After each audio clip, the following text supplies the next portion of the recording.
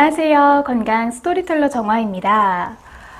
자연치유를 지향하시는 분이나 동서양의 병행치료를 하시는 분들이라면 약초나 산나물, 그 중에서도 특히 버섯에 관심이 많으실 것 같아요. 그래서 오늘은 버섯에 대해서 좀 말씀을 드려볼까 합니다.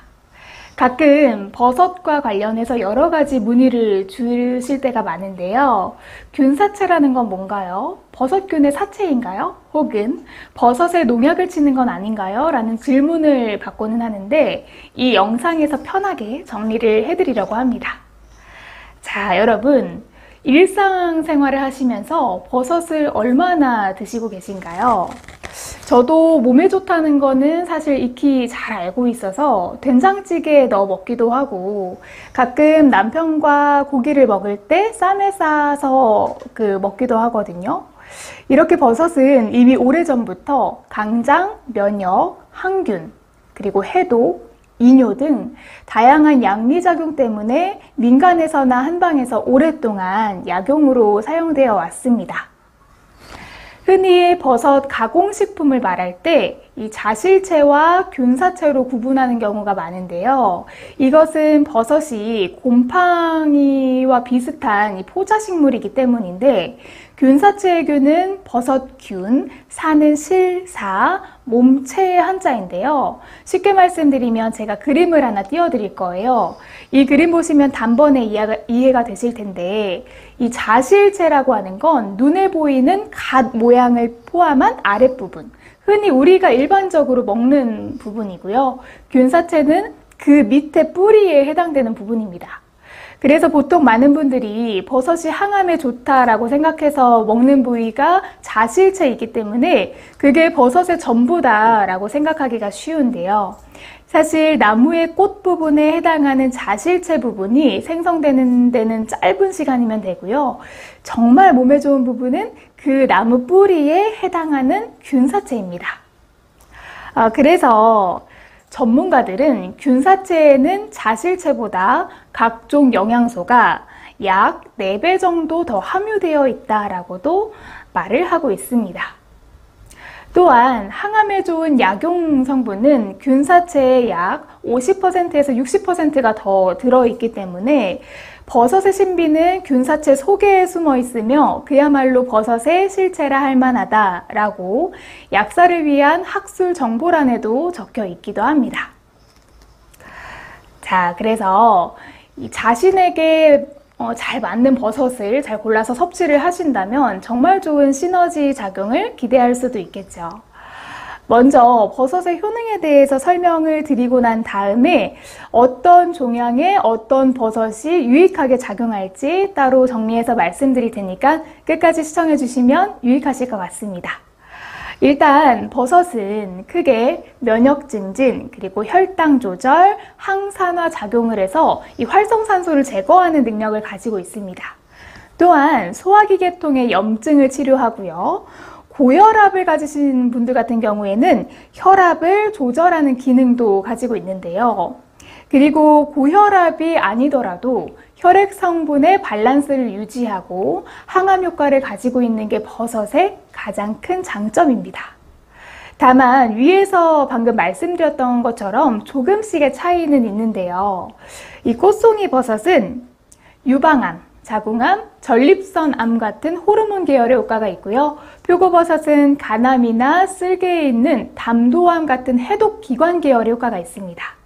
마지막으로 상황 버섯 같은 경우에는요, 위나 폐, 대장, 췌장과 같이 소화계열과 이 내장기관이 안 좋으신 분들이 섭취했을 때 그 효과를 기대할 수가 있습니다.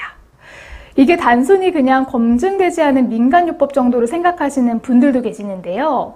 하지만 버섯균사체는 소화기암, 간암 환자의 절제수술 후에 면역 증강을 통한 치료 성공을 높이기 위해 하루 3번씩 복용하는 전문 의약품으로도 처방되고 있을 만큼 면역 증강과 항암 효과는 과학적으로도 많이 증명되어 있습니다. 이 부분을 등한시하지는 않으셨으면 좋겠습니다.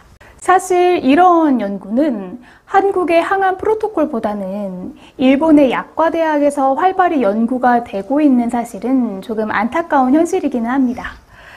일본 도쿄 약과대학에서 재직 중인 오노 나오이토 교수는 더 이상 어떠한 치료도 불가능한 진행 말기암 환자를 대상으로 꽃송이 버섯에서 추출한 베타글루칸을 1일 300mg씩 3개월에서 6개월간 복용한 후에 면역 기능을 검사했는데요.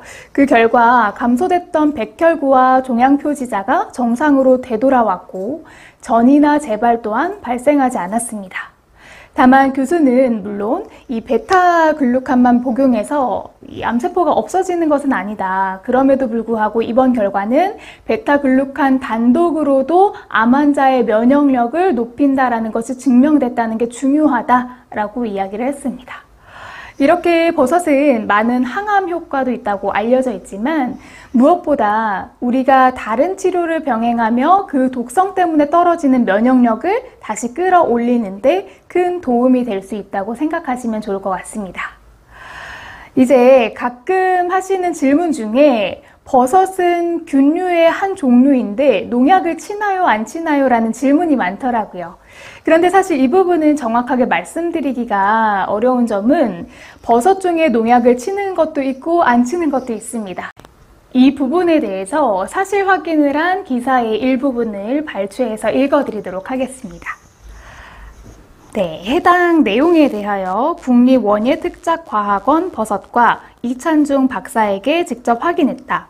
이 박사는 재배 형태에 따라 일부 느타리, 양송이, 표고버섯엔 등록된 농약을 사용하고 있다. 그러나 버섯이 나올 때는 절대로 농약을 사용할 수 없도록 되어 있고 준비 단계에만 사용하도록 되어 있다. 팽이버섯, 새송이버섯, 느타리버섯 등 병재배 또는 봉지재배 형태의 버섯에는 농약을 절대로 사용할 수 없다고 한다.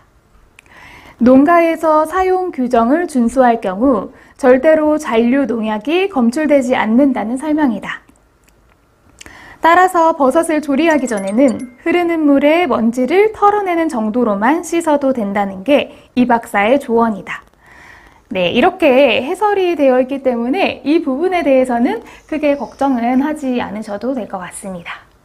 다만 가끔 재래시장에 가시면 중국에서 들어오는 건조 버섯이 있는데 이런 제품들은 장기간 이동을 유지하기 위해서 이 방부제와 표백제를 친 제품들이 시중에 풀린다고 하니까 오히려 독이 될 수도 있을 것 같거든요.